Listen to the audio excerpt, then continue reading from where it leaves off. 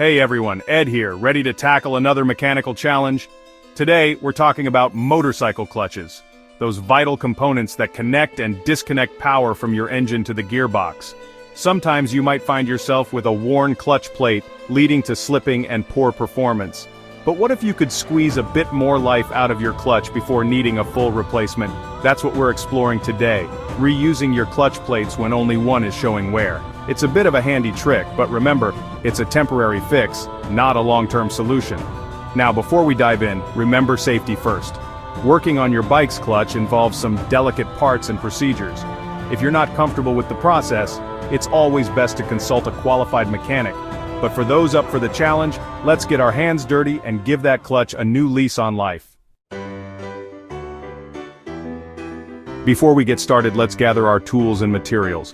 Having everything ready will make the process much smoother.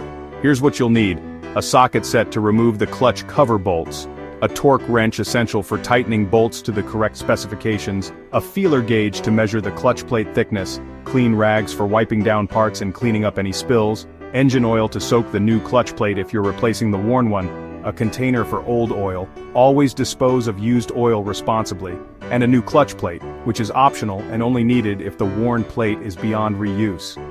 Having the right tools and a clean workspace are crucial for any mechanical job. Take your time, organize your tools, and let's move on to the next step. With our tools ready, let's access the clutch. First, make sure your bike is on a stable surface, ideally, a motorcycle stand.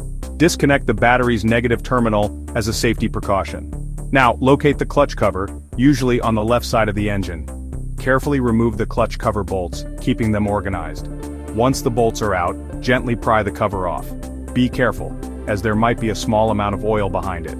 Once the cover is off, you'll have a clear view of the clutch assembly, the heart of our operation. With the clutch exposed, it's time to investigate. You'll see a stack of alternating friction plates and steel plates. The friction plates have a rough surface and connect to the clutch basket, while the steel plates connect to the pressure plate. Carefully examine each friction plate for signs of wear. A worn plate will be thinner, discolored, often bluish, and may have grooves or uneven wear. If only one plate is significantly worse than the others, we can proceed with our reuse strategy. However, if multiple plates show severe wear, it's best to replace the entire clutch pack. Now, let's get precise with our inspection. Using the feeler gauge, measure the thickness of each friction plate. Refer to your motorcycle's service manual for the minimum thickness specification. If a friction plate is below the minimum thickness, it's time for a replacement. While you're at it, check the steel plates for any warping or damage. Steel plates are much more durable but should be replaced if they show any signs of warping. Section 6. Swapping out or shuffling around plate placement. If you've identified a single worn friction plate, you have two options. Option 1. Replacement. If you have a new friction plate, soak it in fresh engine oil for at least 30 minutes before installation. This allows the plate to absorb oil, ensuring proper lubrication and smoother engagement. Option 2. Rearrangement. If you're not replacing the worn plate, you can try rearranging the existing plates. Move the worn plate towards the back of the stack away from the engine. This placement might reduce slippage, but remember, it's a temporary solution. Regardless of your chosen method, ensure the plates are clean and free of debris before reassembly. Also, double-check that the clutch springs are in good condition and seated correctly. Section 7. Putting it back together. Clutch reassembly. With the plates sorted, let's put the clutch back together. Carefully reassemble the clutch pack, ensuring the plates are in the correct order, alternating between friction and steel. Install the pressure plate and tighten the bolts in a star pattern to ensure even pressure.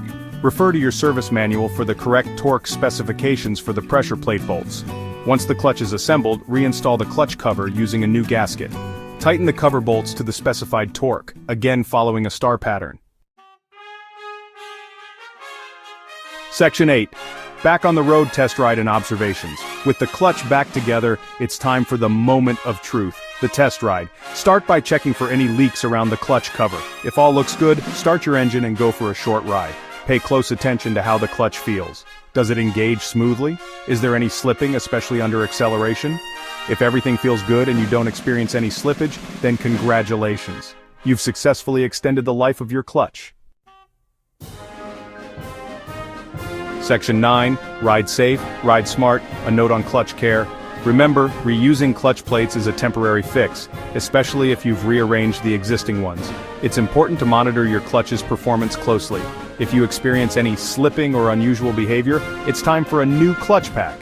Taking care of your clutch can significantly extend its lifespan. Avoid aggressive clutch use, excessive slipping, and harsh starts. Regular maintenance, including oil changes and inspections, will also keep your clutch happy and healthy for miles to come. Ride safe and keep those engines roaring.